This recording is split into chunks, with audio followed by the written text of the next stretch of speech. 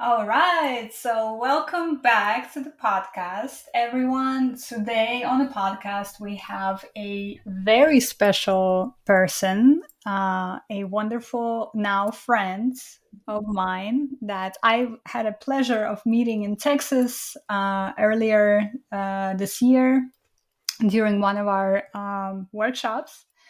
But we have Ashley Brooks. Ashley is a culture and travel writer. Sounds amazing, based out of Florida.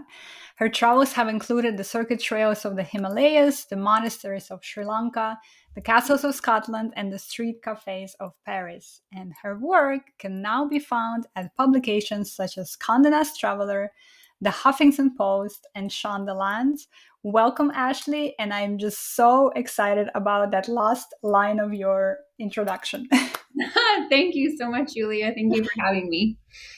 Amazing. If you guys have listened to the podcast for a while, you might recognize Ashley's voice. She's been on the podcast before, but not in a sort of individual interview structure. And Ashley is also our travel journalism masterclass students. The very first one, the very first iteration of the class that I did, Ashley was there. Which is really incredible. And she's also a very active and supportive member of the Circle, which is our membership. So today I'm really excited to talk to Ashley, to you about sort of your progression in the space, some of the things that you've been able to accomplish and realize and learn in the past, 2 years now, I guess, year and a half. Yeah. And also, get your take on what this journey looks like for perhaps some of our listeners who are interested in this career path as well. So again, welcome, Ashley. Very excited to have you on the podcast today. Thanks, Julia. Thanks for having me. So let's start here. A creative career, right? A photographer, a writer career is a very aspirational, but also very intimidating and scary path that can still seem like it's out of reach for many people. So I'm curious, when or how did you know that you wanted to be a writer, a published writer? Mhm. Um, I've always wanted to be a writer. I made little books and wrote stories when I was a kid. And for years, I just would write on my own, kind of locked away in my little spare bedroom and never did anything with it, never showed it to anybody.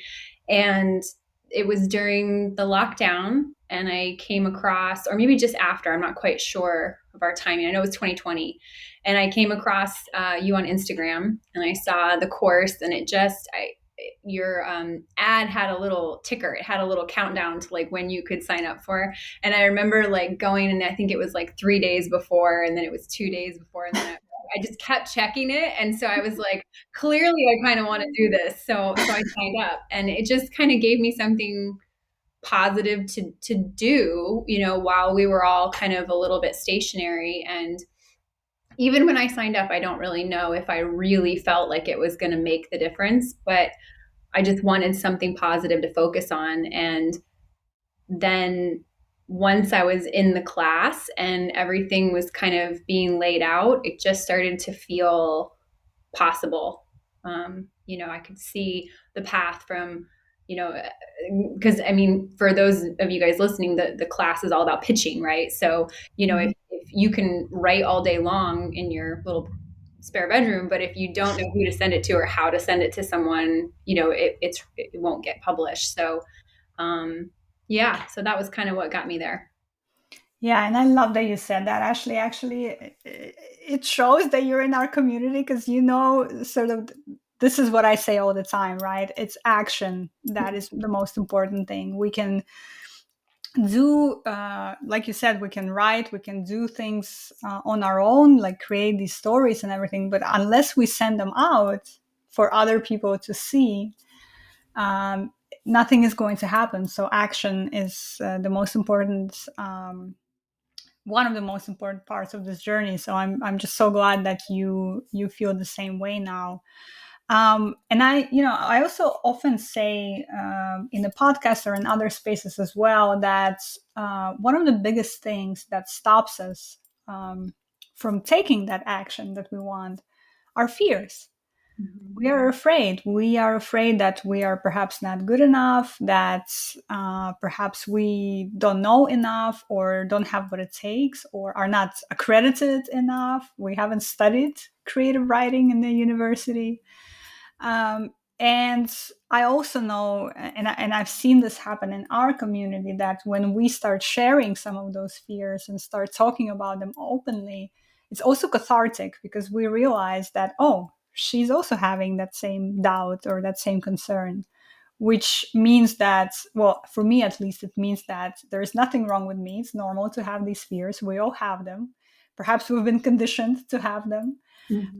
So let's sort of share them. So I'm curious if you'd be open to sharing some of the concerns, or not even concerns, some of the doubts, some of the fears that you had at the beginning of this journey. Sure. I mean, to be honest, I can tick a lot of boxes that you just offered up. I don't have a degree in creative writing. I have a 2-year degree. I don't have a bachelor's degree, which is something that I've kind of let kind of hold me back for sure. I was self conscious about that. My Mm-hmm. day job has nothing to do with writing. I own a small, tiny little boutique Pilates studio, and I've done that for years. So it feels very outside of the realm of writing, photography, magazines, anything like that. And so not only that, I would say, like, I definitely was dealing with those kind of fears and doubts about myself, and just not feeling like I could place myself in that arena. But even more so, just feeling completely lost as to how to even start. Even if I would have felt like, oh, yeah, I can do it, I wouldn't have known where to start or how to start. So it was, for me, a combination of both of those things, just feeling very lost in the weeds, um, and just not even knowing how to start. And then, like you said, a lot of those self doubts kind of even preventing me from trying. And I would agree with you that that is one of the biggest things I've taken away from the group. I mean, we're all so different. We come from all over the place. We have different backgrounds. And it just kind of takes that, this sounds a little bit harsh, but it takes that excuse away, because it's not an excuse anymore for me to say, oh, well, I don't have this, or I'm not that. Or it's like, well, there's lots of different people doing this and they all look different. So, there's no reason to not do it. Yeah. Oh my God. I think you just literally touched upon all of the pillars, No.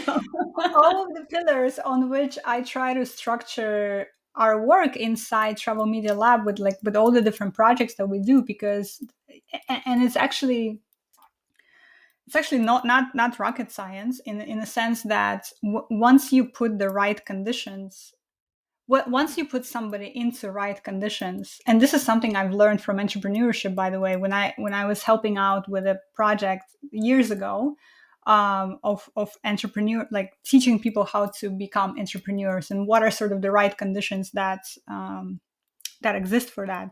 When you put somebody in in those right conditions, most of the time people thrive, Mm, which is just so incredible. And so what are those conditions? It's knowledge, right? It's giving you the right knowledge, tips, advice, basic foundational knowledge of this new space that you're entering.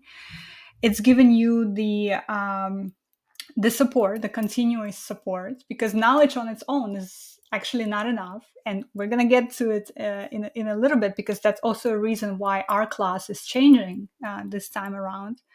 So, knowledge and support. And then the third pillar is you surround yourself with people who are different from you, because, like you said, you're all coming from different backgrounds. But at the same time, you're all united by a similar aspiration. You all want to create something. You want to see your work out there. You want to see your work recognized, acknowledged, published mhm, in different capacity. And that is extremely powerful, because like you said, you see, oh, I have this person who is, you know, has a completely different life path than me, but yet has the same aspiration. And I see her going out there and pitching and asking questions and doing this, and it gives me more motivation to do that as well. mhm. Wouldn't you say?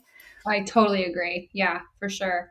And And I think I might have even said this the last time that we chatted on the podcast, but joining groups like this is kind of not normally my it's out of my comfort zone. Let's say that I tend to do things more just on my own in a singular way. And that's something that's kind of been, I guess, a life lesson for me, not just from the writing or whatever, but there is, like, I can't remember how you just said it, but there's a power of with surrounding yourself with people with the similar goal. Like it does, it's just kind of like a current that keeps you going a little bit. And there's been more than once in the last 18 months that I have been feeling, stuck, or like, it just, no pitches were coming back for a moment or whatever. And it was literally the group and people that I knew were keeping me accountable a little bit that kind of kept me going. Yeah, and that's really powerful. And that's also a reason why it is difficult for people to stay on this path, because for the most part, we want maybe not instant gratification, but we want some sort of sign, let's say, right? That, hey, I'm on the right path. I'm on the right path. And it's normal. It's really normal for people to feel this way. So when you're sending your pitches out there and you're not getting that result that you want in a while, well, for many people, that means they're going to be falling out because they see no, what's the word? They see no outcome from their efforts Right.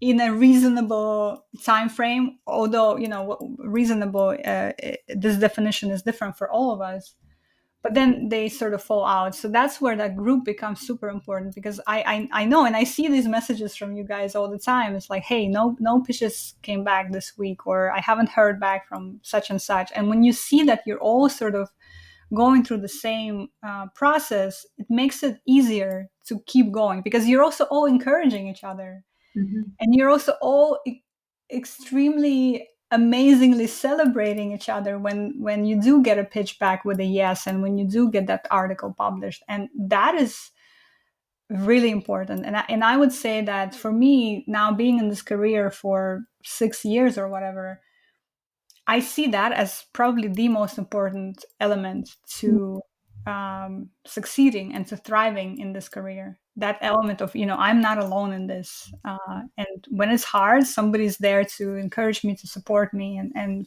to ensure that I'll keep going. And so I guess, what were you trying to, or what were you hoping to accomplish when you were thinking about joining our initial pitch class? I know you mentioned that you were looking for like a distraction Mm-hmm. from the pandemic and something positive to do. Did you actually imagine yourself being published, or was that not something that you were thinking about at that time? I, I mean, I think I did think about it. Sure, and I had taken the year before. I had taken a live workshop from a writer who had come to a local art center, and he had. It was a day long workshop, and he had spent a lot of the day kind of talking about. He kept using the term pitching, and to be honest, I was sitting there. I didn't know what he was talking about, and I just thought, I don't understand. Mm. Um, and even once I, got home and kind of researched it, same kind of thing. I just was like, well, gosh, do I just cold? I just didn't understand. And so then when I saw your ad, I think that was the first thing that struck me, was like, oh, this is going to show me this thing that I don't understand yet. And so that, I think, was really my initial.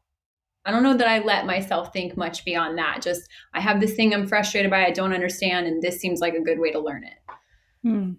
So the whole pitching process, really the mechanics of what do you actually do, and how do you find the right publications, and how do you ensure that your pitch actually makes sense for that publication, that whole basically process. Yeah, that's I love that you said that, because that's literally what we focus on in the class. I mean, we sort of wrap it around the foundation, and we actually start some in a very unexpected place, right? We start with dream visualization Mm-hmm. in the class, but the focal point and the outcome that I want everybody to come out on the other end is to have a pitch and to actually send it out and to demystify that whole process, basically. So I'm glad that you're bringing this up. And what I wanted to sort of get into now is that this year, So this class is going to be, I think, in its third or fourth iteration. And this year we're doing something different with it. And I mentioned that a little bit to you before we started recording. But basically, in the past, when people had signed up for our class, people like you, let's say, they would have the class as sort of its own container, within its certain time frame, and then that's it. Basically, they had the class, they paid, they went through this process, and that's it. And then I also had the membership, which I was inviting people separately, just anyone can come and join the membership. What I want to do different, what I am doing differently this year is that we're turning the class into a 6-month program that's going to include those 6 months inside the circle, our membership in it. Mm. So for whoever is joining the class, they're gonna get the best of those pillars that I mentioned earlier. They're gonna get the knowledge of the industry, of how to pitch, of all the different dynamics that exist in it. But they're also gonna get that support and that structure and that community that we have going on in the circle, because that's what's going to, I believe that's what's going to deliver the best results for them, because simply they're going to stick to it. They're going to stick to it for those 6 months. What I'm seeing with people is that, we have our students, we've had several cohorts of students now. And for most of them, even the best case scenario where they go through all the modules, they take on, all the knowledge that I offer in the class, it is so hard to keep going Mhm. after that when you're doing that on your own, when you don't have, again, that community, that sort of structure, where you're not seeing people every single week in and week out, checking in with each other on Zoom calls and in our WhatsApp group and saying, hey, what about this, have you pitched here, hey, there's this time magazine opportunity, don't miss it, hey, apply here, do this, right? Like you said, it keeps you, what was the word you used, it keeps you. It's like a current. It just keeps you moving, Yes, you know? yes. Exactly. So looking back then for you, and I love that we're talking about this, because you sort of now have experience with both. You have experience with the class and you have experience with the membership as well. What would you say was the most impactful element for either of those experiences for you? Mm. I mean, I would say I don't know if you're asking me to compare the two, because like you said, they're different things. One's kind of knowledge, one's more support, and to me, I think it makes a lot of sense to combine them, because even myself, at the end of the class, when I ended that first initial class, I think there was a few months before the circle started, and Hmm. at the end of the class, you have to send out your first pitch. That's kind of the way it works. I don't know if it'll continue to work that way, but so I did, and it was my first one. It didn't go anywhere. But then, admittedly, I didn't do any more after that. Just I didn't Yeah. have the, I don't know if the gumption or what to keep going. And then immediately, as soon as I joined the group, and I knew that every week we were going to sit down and say, who have you pitched? And there's something about that. So maybe that I would say, if I could pinpoint, it had the biggest impact, was just the accountability, which is kind of funny, because I was thinking about this earlier when you were talking about support. And I feel like there's this very romanticized notion of the lone writer at their Hmm. desk, head down at the keyboard. I know I've certainly had it, that, it's you against the world, and, and that's so far from what I have found to help me get any kind of success so far. It's been the exact opposite. It's when I've opened up to, in this case, the group, and also too, I think it's kind of important to say that, writing and getting published are two different things. And Mm. getting published does require, I don't know if it's the right word to say networking, but you're meeting editors via email, or however you're communicating with them, and you're building a relationship with them.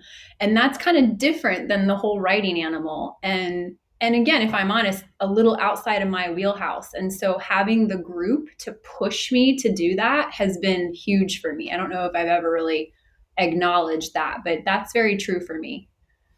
I love that. And gosh, so much to unpack there, Ashley. I love everything that you said. And by the way, you've met one of the editors that you've worked with in real life after, right? Didn't you meet one of your? No, that actually it wasn't the editor. It wound up being I had written an article that kind of had a slant with the Golden Girls, and I met Mhm. one of the former writers from the Golden Girls. So it wasn't the editor of I Oh, met, you're right. and You're right. You're right. it was kind of a cool like meet up in person after that story came out. Yeah. You're right. You're right. Thank you. But I love I love how you conceptualized it, because that's exactly it, right? We can write again, like going back to that metaphor you used in the beginning. We can write all day long in our, in front of our laptop, but ultimately, if you do want again your work to be seen by people in these magazines or in these publications or in these with these brands, it requires for you to put yourself out there basically, and to start making those connections and reaching out to people. And that can be scary because again, at the end of the day, we are afraid that we will get rejected and somebody will pass that ultimate judgment on us that, we're not good enough, we don't have what it takes, our work is not good enough. And as you know, inside the circle, I encourage you guys all the time to shift that frame of thinking into, even when you do get rejections, because we do, by the way, we all get, many rejections. They never mean that this is a judgment on us or on our craft or on anything that we're trying to do. And I think that once you realize that, once you get to that point, it's almost like floodgates open, Mm. because then it becomes easier and easier for you to start reaching out to more people and more publications. And speaking with, how did that change your process of approaching publications, or of thinking of what's possible for you in this career? Has it shifted in any way since you've sort of started on this journey? Um, I would say definitely. I think at this point, a year and a half in, I'm bolder with who I'll pitch. And I mean, it still is a little bit of a knock if you get a no or, just, blank space. If you get nothing back, that's almost harder, right? Like I always would Yeah. prefer a no, but I don't feel like I take it personally anymore. I just move on. I try to anyways. I guess sometimes that's easier said than done. But whereas before, I do feel like, and I also think too that the first few pitches I sent out were so weighted. I was so nervous, and just everything just went over a gazillion times. And I do feel like that's improving too, just with um, repetition. And one thing that we did that we've been continuing with that was kind of a game changer at the early part of this year was, as a collective, as a group, we did a pitch challenge at the beginning of the year. And that was really big for me too, because it just, again, it's another layer of accountability where we went week by week with how many you were going to get out. And man, I spent one whole weekend like getting mine done because it was Monday and I wanted to be able to put that I had mine done. And versus I think if that wasn't there, I would have said, "Oh, I'll do it next week." And Yeah, so um yeah, I mean, I can't really state how valuable that's been. that's amazing. Amazing to hear. And let's just pause for a second and recognize that Ashley pitched the New York Times recently. Now, how amazing is that? Thank you. Yeah. And I think it's important to say I got a no, but I was thrilled that I got a really nice no, and I got an email from one of the editors of the New York Times, and I just thought, gosh, what a difference a year makes. Like a year ago I didn't even understand what a pitch was, and I'm still not in the New York Times yet, but I have yet, Yet. but I have had correspondence with their editor or an editor there, and so that felt like a win. Even though, Absolutely. the piece wasn't picked up that particular time. Absolutely. Yeah. And that's exactly it. Every single step that you take on this path expands your possibility, or expands your imagination of what is possible for you. Because, the pitches that you've sent before, Huffington Post,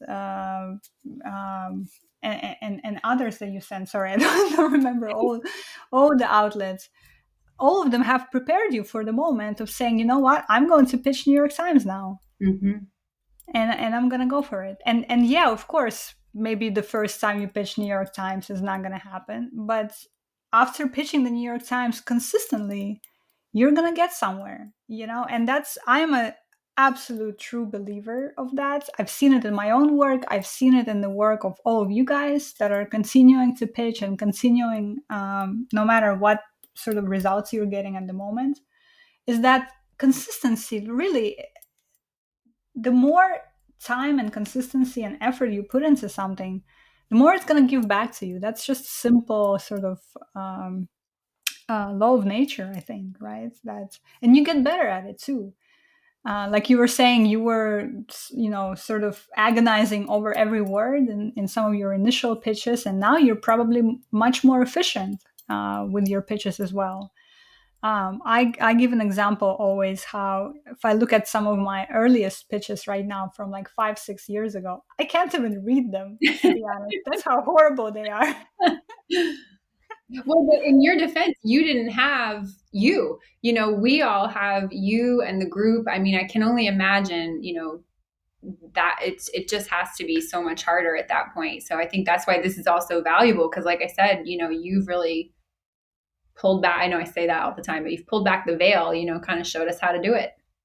Yeah, and that's the whole reason we're here, right? Because exactly that, because it took me, it was so difficult for me, and it was so, yeah, it took much more time and effort and sort of that perseverance from me to keep doing it on my own. And I felt like I was so lonely in this path. Like I didn't see people who would support me in this way that, we're supporting each other now. So it gives me great pleasure now to be able to do this. So let's talk a little bit about some of the incredible work that you've been able to do since joining our class, and then later our membership, the Circle, which again, for our listeners, a reminder that this year they will be combined for a period of time. So if you're joining us in our class, in our program this year, you're going to get the knowledge inside the class, and then also you're going to get the support inside our membership for 6 months, which I'm really excited about. But you, Ashley, you've recently published an amazing story about nude bathing on Condé Nast Traveler, one of the most premier travel publications out there. How did it feel for you to see your name on that byline and on that Condé Nast Traveler website? It felt incredible. It was so exciting. It was so fun. It was so fun to even just the email back, when I got the email back from the pitch. I feel like maybe this, you can tell me, maybe this will change as I get further into it, but even still, like when you get that yes, it's just such a high. You're just like so excited, and Yes, it it still is a high. That hasn't changed for that me. doesn't go away. Good. That's good. That's good. But no, it was incredible. And the editor that I worked with there, Megan, she was just great to work with. And they, yeah, the piece came out, even better than I would have hoped. So I was really glad with kind of where we landed with it. So, because it originally was a much longer piece, and then when I pitched it to them, it wound up, we cut it by almost a third, which was kind of a learning experience for me too. And it was that kind of moment of like, okay, like, can I sacrifice this other bit because I want it to be published in Condé Nast Traveler? And yes, I definitely could. So Ah, yeah. I love that. I love you're bringing something very important into this conversation, which actually sort of, there are 2 points here that I want to touch upon. One is that the way I view our interactions with editors now is I actually cherish them. Mm. I cherish them because this is someone who's going to look at my work and make it better. Mhm. And if you come into this with that mindset, it's amazing. Like I love now when editors are, commenting on my work, giving me feedback, cutting things here. 99% of the time, the work that results as part of this collaboration with an editor is much stronger work. Mhm. And that's exciting to me. And the second point is that this is also a learning experience, like you mentioned. Like every time you work with an editor, forget about all the other things of, your work is now published, you can add it to your portfolio, your name is now on the Condé Nast Traveler website. But this experience by itself of you, submitting your final draft, them coming back with feedback, suggesting ways to make it stronger, this is going to make you a better pitcher, writer of pitches, and writer of drafts the next time around. All these experiences as well. So that's also a very valuable reason for why we should continue pitching, so that we get more stories in and we get more of these experiences of working with editors. um, Well, and I think too, two other things that kind of made this unique, and I don't know if you remember this, but I think it's kind of hilarious that the pitch I sent to Condé Nast Traveler was a practice pitch. I don't know if you remember that I said that, but I don't remember that. like, Tell us more. do this is just a practice thing. Like they were asking for pitches on firsts, and this story was kind of unique in the sense that it had first kind of been a little bit of a loss because I had a different publication that was interested in it, and they had asked me to write it on spec. Mm. Don't have a lot of experience yet, and so I had done that. And then when the piece was done, they wrote back and said, "Gosh, we love it, but for reason X, Y, and Z, it's just not right." And so for us, it's not right for us. So that's what I tried to. You got to focus on that. And so I kind of had it like waiting in the wings, and I really liked the story and I didn't want to give up on it. And so just at the last minute, I was pitching Megan. They were asking for these travel firsts, and I had a few, and I just threw it on there. I thought, well, why not? And then that was the one that she wanted. But so you got to just keep going, I guess, is what I'm trying to say. Oh my god, I love that. I completely, I didn't remember that it was a practice sort of through, added on there kind of pitch. But that's actually a great point, because oftentimes, though, well, not like there are in my own career as well. Like when I just add something on at the last moment, that's the one that ends up being accepted. You just never know. You really just never know what will resonate with people. And that's also another reason why we need to keep pitching and putting our ideas out there. The wider we can cast this net in a very structured and strategic way, right? We don't want to just throw stuff against the wall. We want to do our research. We want to make sure that stuff fits. But again, the more you put your ideas out there, the more opportunities you have that something will resonate with somebody, and that's just so important. And for our listeners, writing on spec means that you write the whole piece from beginning to end. When you sort of well, sorry, you write it and then you submit it, and then they have a chance to say yes or no. And that's different from a regular pitching process, in which you send them a pitch, a tiny preview of your idea, and then they say, whether they say yes, we love it, now write the whole piece, or they say no, or they say, give me more information. But the difference there is that when you write for spec, you basically do the whole work, submit it in, and then it might or might not get accepted. And this is a question that actually people ask me often inside the circle in our membership. Should I write the article before I send the pitch? And I always say that for the most part, I don't recommend it, because I don't want you to write something that we don't know if it's going to get accepted or not. However, there are also situations like the one that Ashley just mentioned, where another publication had sort of tentatively accepted it. She wrote the piece, and then they rejected it. And now she had the piece, so now she did all the work. So now might as well keep pitching it until you find a home for it. And I think this is a story also, and an example of perseverance paying off, right, Ashley? Because you have pitched it quite a few places, if I remember correctly. Yeah, I really and I had been pitching it to more lifestyle magazines and publications and things like that. And this was the first time that I had kind of, because originally too, I would say that the story wasn't necessarily a travel piece. It was more kind of a personal narrative on this experience that I'd had.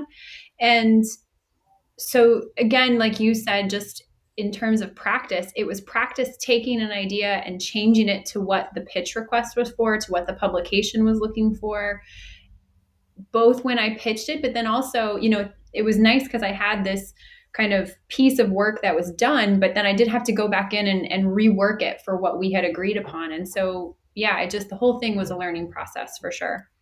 Yeah. Oh, I love that you said that, because actually this also to me is one of the fun parts of this job, is when you sort of take your idea and you can, what's the word I'm looking for? Uh, Malleably. How do you say it? Oh my God, my English is failing me now. But you can shift it and you can Malleable. shape it, Yeah. Yeah. shape this malleable idea into something perhaps even different from where you started, to fit with the publication. And I think actually that's what stretches our creativity too, and that's what sort of flexes our creative muscles, if you will, to be able to do that. So that's exciting. And by the way, I just absolutely love that story. Let's take a second to acknowledge how beautifully written that story is. So for your comment earlier, how you weren't sure you have what it takes, you didn't study creative writing in school, what else did you say, that you didn't, you only had a 2-year degree? None of that mattered, because that story was beautiful, beautifully written, extremely poignant, I thought. um, and it just shows, again, another sort of fundamental truth that I believe, that we are all natural storytellers, because it's human nature to tell stories and to share ourselves with the world. Mm. So I just really loved that story. And for our listeners, we're going to include it in our show notes. So please go and check it out yourself. I loved how you took us from that journey. In that story, you took us on a journey from being very uncomfortable in that situation to that beautiful moment in the end when you took off your bikini bottoms and rode off into the sunset. That's And right. listeners, we won't say more, but you have to go check it out.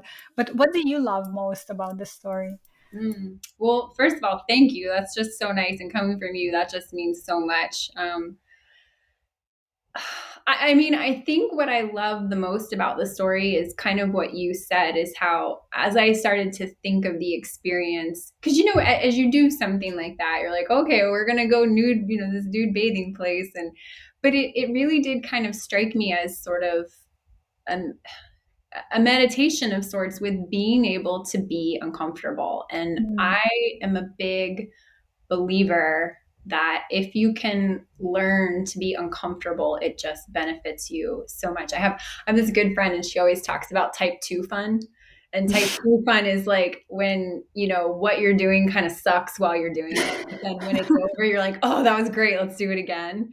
And oh, so I love that. whether it's like hiking or climbing or can't, whatever, she's like, oh, that's type 2 fun. Like, and I Mm, kind of feel like this experience, as I looked back on it, felt kind of like that. And especially for someone, with kind of I'm a little more reserved. I tend to be a little shy. Like, so it's not, again, it's just like I was talking about with the networking thing. It's maybe not in my wheelhouse to go to a nude bathing establishment, but I had this wonderful friend who she loves to go, and it was such a fun day. But at first, yeah, I was not comfortable. mhm, And also too, just kind of a little bit of a lesson of kind of like getting over yourself too. Like, everybody's mhm. naked, nobody really cares. And I think that's kind of where the arc, I hope, eventually lands, is that as I look around to these other women, especially, nobody cares. So it's not really even that big of a deal. But I think that was, an enjoyable part of the creative process for me, was kind of trying to find that narrative within the experience that I had. Oh, so beautifully said, actually. So beautifully said, because, and that's also another conversation that we can have and dedicate the whole episode to. I see that a lot of people have experiences. Not a lot of people know how to draw narratives and stories and arcs out of those experiences. And when you are able to do that, and by the way, in the class, we have a section dedicated to that as well. because that's a real need, there's a real need for that. Actually, I see this all the time, which is sort of that conversation we have in the circle a lot about, does this have an angle? What is the angle? Mhm. Is this a story or is this just content? Mhm. Because as storytellers that want to pitch magazines, that want to pitch New York Times and Condé Nast Traveler, we need to be able to do that. We need to be able to draw those narratives and to draw those arcs out of the experiences that we have. Right? That's what a sort of the craft of writing for magazines, if you will. That's what it's all about. And yeah, I mean, your story absolutely did that, and it was a beautiful story, and again, great accomplishment. So I want to congratulate you on that. um, and yeah, for listeners, do check it out, because we're linking it to the show notes. So how did the experience, and we sort of touched we're sort of touched on this already, but if you were sort of to sum it up, how did this experience of getting that fundamental knowledge at first, and then being in the community with all these amazing women who are inside the circle, by the way, shout out to all of you, we love you, you are amazing. How did it impact you, and what are you doing differently now than you were before? I mean, I hate to keep saying this, but I think the answer just keeps coming back that before the experience of joining the group, I had this idea, and I feel like I've heard you talk about this too with your podcast a little bit. I had this notion that it was like a nut that I had to crack by myself. Mm, And now that I've been in this for a while, I feel like, because even now that, I feel like, okay, I know how to pitch. I've been doing it about 18 months. I have a handle on it.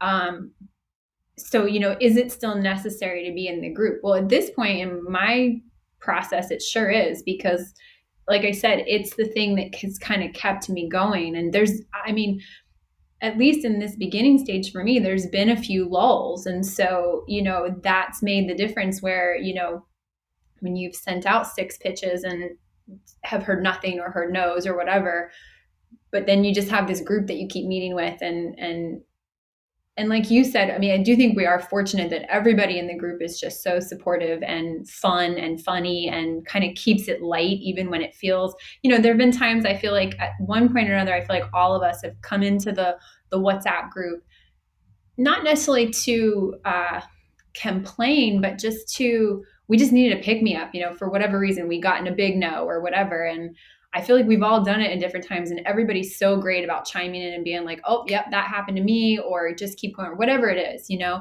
Um, and I think I have been surprised at the impact that's had on me, that, sometimes it seems like just the littlest thing to send a message to someone. And also, too, just how supportive it is that in the group, if you are working on something that really matters to you, or that you're feeling kind of self-conscious about, how we have the place where we can put it up.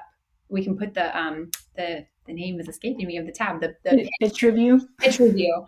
Thank you. And I feel like that's huge, because sometimes it's not even so much that you change a lot. Sometimes you do change a lot, but it's just having somebody else's eyes on it and just being like, Mm, yep, that's good, go for it. And then, and I don't know, those things have been invaluable so far to me.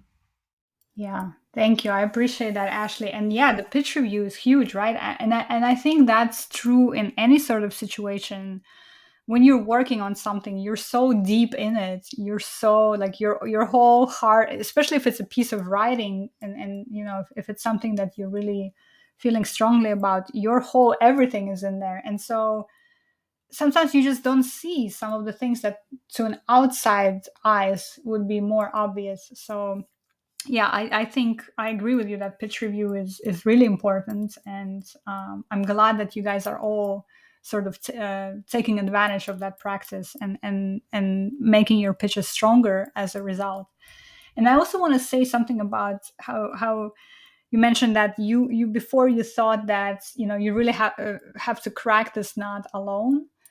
I feel like a lot of times even social, like if I think of my own upbringing and my own sort of life career or life trajectory, that was always the case, that like you have to prove that you can do it on your own. Only then you are like true successful or true. Worthy. Yeah, exactly, right. Yeah, And how terrible that is, that we have this sort of deeply seated belief inside us that that's how, because actually if you look at most success stories out there in any industry, in any space, what do people always say? They always say how there were so many people who helped them get there, or who lifted them up, who, you know, the example I always like to give is Beyonce, who has this whole team of people behind her, right? Beyonce is not just Beyonce because she's Beyonce, although of course she's Beyonce. I mean, don't get me wrong. Oh my God, I hope I didn't upset anyone, and don't get like angry emails now. But you know what I mean? Like she has a team of people also to make all these projects that she's doing, and everything. It's not just her, is what I mean. right. And I feel like we often have this idea, many women do, that I've met and talked to, that I have to succeed on my own, and how it's hurting us actually, this belief. Yeah, I agree completely. And I think too, as I've gotten a little bit older too, I've found that to be true, not just in writing, but just even amongst my female friends. And, I think we've all kind of said as we're getting older, like, gosh, we kind of need to rely on each other a little bit more. And just there's just so much, and not just even females, right? Just other people in our lives. It Yeah. doesn't have to be female oriented. Just that there is a benefit of leaning on people. And I've said this before too. I've had benefit too from having to be there for other people. That's been a good thing for me. Because again, it's easy to kind of get into your own little tunnel and just be on your own. But then when you have to show up for other people too, I think that's a good, healthy thing, or it has been for me. Yeah, absolutely. Ashley, I could talk to you forever. You know, we already established that when we were sitting at the airport leaving Texas. Right. Which was such a fun time, by the way. If anybody, is wondering about those trips, the trip to Texas was a great first run for Travel Media Lab for sure. Thank you. Thank you so much, Ashley. Yeah, we're working on our next one, so Yeah. stay tuned, everyone.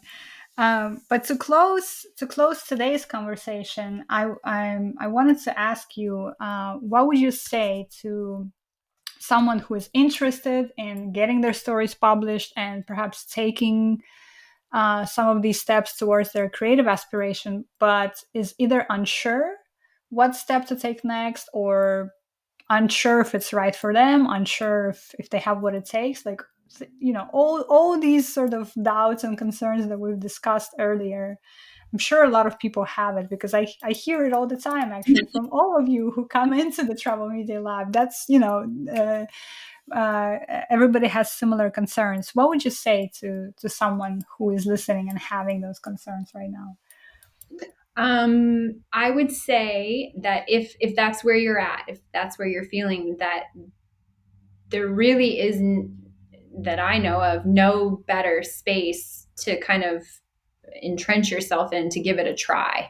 Especially with what you're talking about with this new format where you're going to have this 6-month trial membership of the circle. I mean, 6 months, you can do a lot of damage in 6 months, in terms of pitches Yeah. sent, and it's going to give you a really good idea of whether or not this is what you want to do, and it's all going to be there for you. So I would just say do it. Yes, listen to Ashley. Go sign up to our class. Come join us, and let's start making it happen for you as well. And I think what's important is what you said, is that you do need time. You do need to dedicate some time to this, right? I think if you're expecting to just take this class and quickly get results, or quickly figure out if this is for you, that's probably not going to be right for you, because you do need some time. And I think 6 months is sort of, actually, to be honest, I think that's like the minimum Yes. that you need.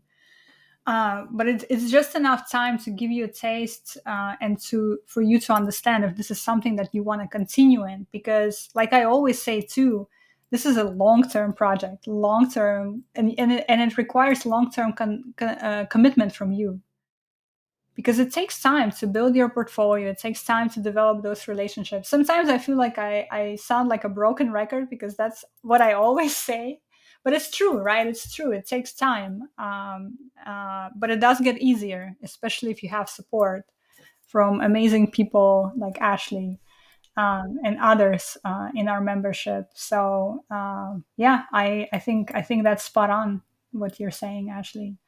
Um, and I want to say thank you so much for coming today and for chatting with us. And for our listeners, please check out Ashley's story, connect with her on Instagram. She's a wonderful writer, beautiful writer. She writes just really beautifully. So go check out her work and come join us in our program. Again, it's now a class with the 6 months uh, included inside our membership. So you get the best of our knowledge of the travel media industry and how to pitch, plus the support and all of the things that we're doing inside the circle. So come join us and let's have fun together.